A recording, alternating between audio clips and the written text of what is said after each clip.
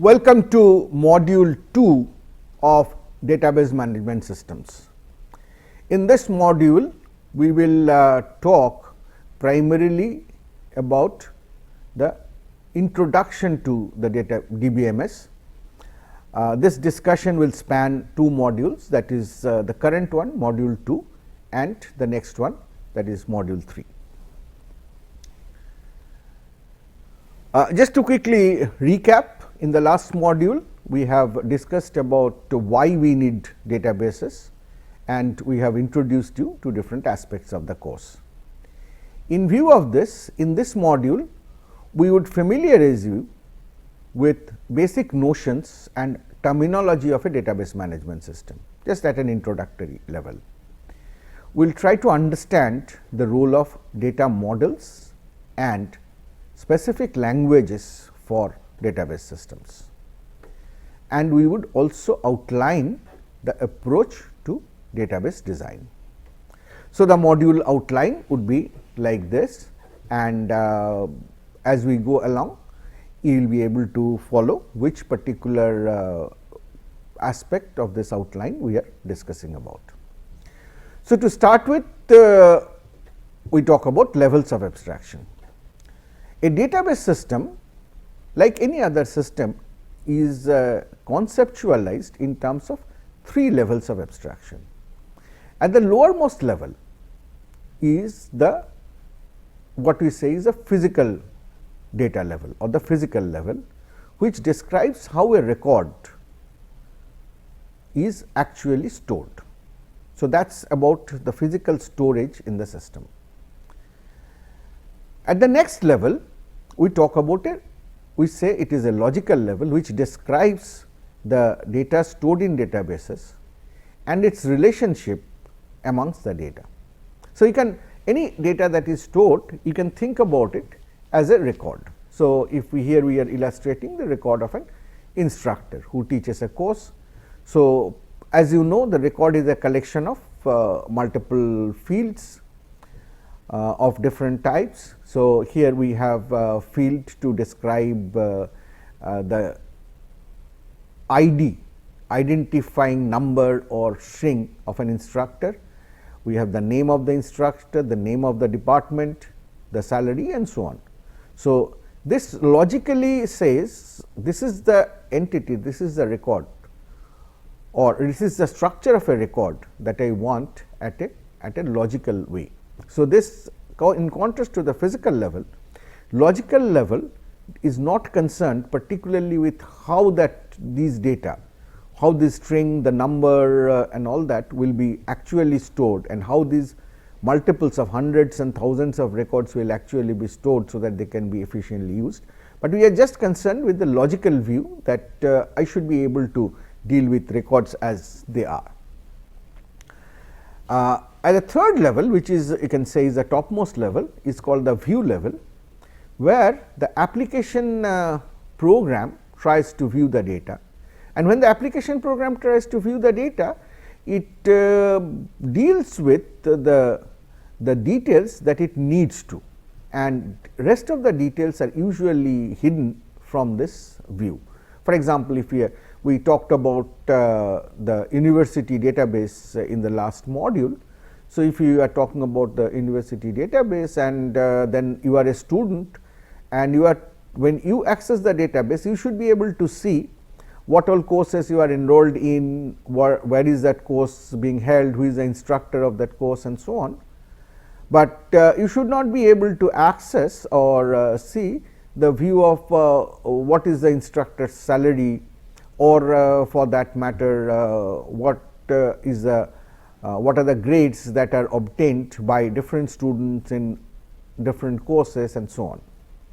Whereas, an instructor may be able to view the performance of the students in multiple different courses, particularly the ones that he or she is involved in evaluation, but she again may not be allowed to check the salary of other instructors. So, view level is a high level of abstraction, where you try to provide the information about the data in terms of what the application needs, what the users of that application need, but you do not actually deal with the details of all the records that the logical level has. So, these three levels form the basic structure of a database system, architecture of a database system. As you can see, the physical level, using that a logical level of records are formed. Physical level typically is in terms of database files, is binary in nature, the organization of those files. The logical level deals with the records and the different fields of the records, the schema of the database and so on. And the view level is something which is constructed from the logical level in terms of different views that the different applications need. I am sure at this stage you may not understand the whole of these levels and their implications, but this is just to give you an idea of the existence of three levels and the need to deal with the three levels. And as we go along, you will see that we will refer to these levels more and more and discuss about the specific aspects of those. Next, let us talk about schema and instance. We will very regularly keep on referring about schemas and instance. The schema is in very simple terms, say if we talk about first the logical schema, it is a way a certain data needs to be organized. It is a plan for organizing data. So, if we can draw a parallel, then say when a building is constructed, a plan is prepared, and according to that plan several buildings in a say a residential complex may be constructed. So, there is a difference between the plan which gives you the layout of where different rooms should be, where there is a staircase, where is the courtyard and so on, and the actual building when or the group of buildings which are constructed. So, the schema primarily talks about what is the plan to organize the data. So, if we talk about a customer schema, it has multiple different fields. It should talk about the name of the customer, ID of the customer, its account, possibly the other ID, the mobile number and so on. So, the fact that these fields need to be present for describing a customer forms the customer schema. Whereas, when we talk about a specific schema of account that the customer holds with a bank, then we need the account number, account type, interest rate, minimum balance, the current balance and so on. These are the fields of information that we need, and we need to know what is the type of every such field and all those, and those kind of information form the schema information. And again, in line with the abstractions of physical, logical and view as we did, schema also can be at a logical schema which is corresponding to the logical level of abstraction, and we may also have a physical schema which tells actually how the data is physically organized in the database, what are the different database files, how they are indexed and so on. So, all these information which we can say is kind of a metadata information. This is not actually the data. It is not, the customer schema is not saying who the customers are, the account schema is not saying what are the accounts, what is their balance, but it is saying that if a customer needs to be defined, then what is the information that you need to know, what is the information that you need to manage. If an account need to be described, then what are the different fields that are important. So, this schematic or this metadata is called the schema of a database. Now, based on this schema, specific instances of databases happen. Instances when you actually have populated different records according to the schema. Now, naturally once the schema is fixed, your records will need to have values in all of those fields that the schema has, and every value must be of the type that the particular field is specified with. So, I have just shown here certain sample instance of customer schema where you can see 3 customers with their name, customer ID, account number, other ID and mobile number. These are all fictitious data of course, but this is just to give you an idea of how this customer instance would look like. Similarly, we have shown which is a accounts instance. So, you can see that there is a some kind of a relationship that you can see between these instances. For example, the first customer ID on the customer instance can be seen as a first the first account ID in the customer instance can be seen as a first entry, first record in the account instance, and so on. So, when we actually populate the schema with different records, and this is what keeps on changing. So, certainly when we do operations on the database, then certainly very regularly new records will get added, some records might get deleted from this instance, and fields of certain records may keep on changing. For example, in an accounts instance, very regularly whenever a transaction is done, the account balance will get changed. Maybe at a certain time the bank might decide to change the interest rate for a certain type of account, then the interest rate field will get changed. New customers may come into the customer instance, and so on. So, instances keep on regularly being updated, manipulated, added, deleted, updated, but the schema remains unchanged. So, change of the schema is very rare in a database and needs to be done only when the database is designed or when it is being upgraded, because once you change the schema, it changes the way you look at the whole world, you look at the whole database scenario. So, if you are changing the schema at a logical level, then naturally the your view will also get affected, because you are using these schemas to decide how you would like to present a transaction application to the user, or for a balance check application to the user, and so on. But of course, what we would want is between the physical schema and the logical schema, we normally would want certain independence. What it means is the logical schema is what you need to deal with, because it is linked with the view that you have at a higher level of abstraction. On the other end, the logical schema is based on the physical schema. Physical schema is how you are actually organizing the information in terms of the binary files, the database files. Now, certainly you want that logical schema not to change, because if it changes, then at a view level all your applications will have to change. But it is quite possible that your physical schema, the way you have organized in files and so on, might need a change, because maybe it is just that you had designed the database for 10,000 records and you already have 9,000 records, and you would like to expand it to maybe 100,000 records, and the physical disk system needs to be different. You may need to reorganize the files and so on, you may need to index it in a different way and all this, but you would like to do that change in the physical level without requiring any change at a logical schema. So, this property of a database schema is very required, which we say is a physical data independence, or the ability to change the physical schema without actually affecting the logical schema or the view level. So, that will be a critical factor that we will have to keep in mind. So, next is data models.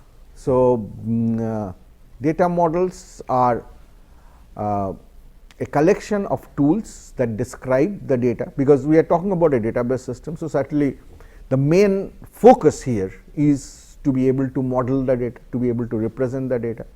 So, that talks about relationships between data, it talks about the meaning of the data semantics, it talks about data constraints. For example, we say account balance, we just referred to account balance in the account schema and the instance. Now, the question is can the account balance be negative? The answer is yes or no. If the bank mandate that I can only withdraw as much money up to which I have deposited, then account balance cannot be negative. But if the bank is giving me the facility to overdraft, then I may be able to draw more money than I have actually deposited. So, my account balance might look negative. In some banks, it could be that the bank says that, well, there is a minimum balance. So, minimum balance is 5,000. So, which means that my account balance cannot go below 5,000 rupees. The bank will not allow those transactions. So, these are examples of different constraints that might exist in the real world, and therefore, will be required in terms of the data model representation. So, there are several data models that exist today. The most widely used, most popular and most powerful in terms of a certain section of database applications which we are commonly interested in is a relational model, and that is what we focus in this course. So, we will have a major discourse in terms of the relational model, and a lot of things will be developed based on that. But it is not easy to directly design a database in terms of the relational model, because you first need to understand the real world in which the design is happening. So, we normally start with a less formal model known as the entity relationship data model, or ER model, ER diagram, these are commonly called. So, if you recall your knowledge about object oriented systems, and if you happen to know UML, you already know about ER models and corresponding class diagrams that result. So, we will talk briefly about ER model and show you how to do modeling of the real world in terms of the ER diagrams. But then they are not actually models which the database systems directly use, they are subsequently converted to some relational or other model, and which the database systems will use. Next is object based data models. You all would be knowing, familiar with the fact that objects give a better power to represent the system, which objects are not like simple strings or numbers or characters like that. They are a encapsulated concept of an entity which can be manipulated in a certain way. So, like in the real world you have several objects, it would have been nice to have similar objects in the databases. So, quite a few database systems have been designed, used which are object based database systems. So, there are models for those. However, we will do little of that in this course, because it is little bit advanced in notion. The other model which has become very popular is called the semi structured data model. It is primarily in terms of XML. I am sure all of you would be familiar with the basics of XML, which is extensible markup language, in which you can use tags and use different markups to describe the data. You can say this is the field and this is the value kind of, and this has become a very nice way to represent the data. And XML or this semi structured models are particularly useful today to exchange data between different systems. I may be using a MySQL kind of database system, my friend may be using an Oracle system, and we need to exchange data tables between these two. These two systems will represent the data in physical schema which are may not be compatible. So, we can represent both of them in terms of XML models, convert the data.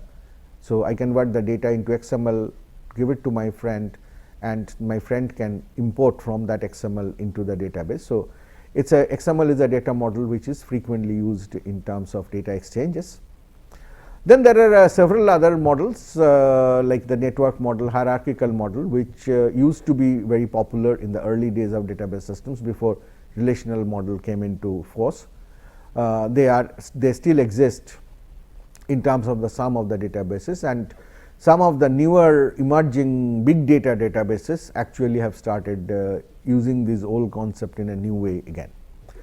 So, this is an overall set of data models. So, here I am just showing an example of a relational model data which is simply looks like a table. So, you can see that on top row in the blue are the names of the different fields which describe the schema. It says that it has an ID, it has a name, it has a department's name, it has salary. They are trying to describe a particular instructor, and then a whole lot of records, rows in that table, which are every row individually is a particular data entry or a record. So, columns are attributes and rows are records that the relational model describe. Some more of that, the instructor table along with the department table. So, the table below describes the details of a department. So, that has its own schema and the individual records. We had of course seen similar instances already in terms of the customer and accounts instance that we have just discussed a couple of while ago. Let me introduce these two terms, DDL and DML. DDL talks about data definition language. So, what the concept wise what we are trying to say is, certainly we have a schema and we have instance. So, we need certain language constructs to be able to define a schema and certain other language constructs to be able to manipulate the data in that schema, or basically manipulate the instances. So, DDL is the language or part of the language which is used to define and manipulate the schema of a database. That is why schema is a way to define a database. So, it is called a data definition language. So, you can define that I am going to have a table called instructor, which will have 4 different fields, each having certain types of data. So, it says that the ID will be a 5-character data. The name would have a variable length, because you cannot say that the name will be of a fixed length, but it will be of variable length. That is what varchar says, but the length will not exceed 20. And similarly, salary will be a numeric data with going up to 8 figures and having a decimal part having 2 parts. So, this way of defining the schema in terms of the different attributes and their types or columns in the table, or trying to define the structure of that table, is the main issue of the data definition language. So, the data definition language compiler generates a set of tables in the data dictionary, where the data dictionary basically contains metadata. As I said, the schema is nothing but a metadata about the database tables. So, which will have the database schema, it will have different integrity constraints. It could say that, well, the account balance cannot be negative, or account balance cannot be less than the minimum balance. So, these are different integrity constraints. It could say that this is the primary key. We will talk in more depth in terms of what is key, and it could also specify the authorization as to who is allowed to access which part of the data and so on. So, these all are part of the schema definition and forms the DDL of the language. In contrast, the data manipulation language is a language for accessing and manipulating the data organized. So, it is for access, update, addition of new records, deletion of existing records and so on. And very commonly we will refer to the data manipulation language as a query language, because this is what you want to know what exists in the database. So, the query language will be designed primarily in one of the 2 ways. One group of languages is known as a pure language. They are more mathematical in nature. They have a formal basis. You can prove that whatever you do in these languages are correct and will give you the correct result. So, there are different languages based on the relational model. They are called relational algebra, tuple relational calculus, domain relational calculus and so on.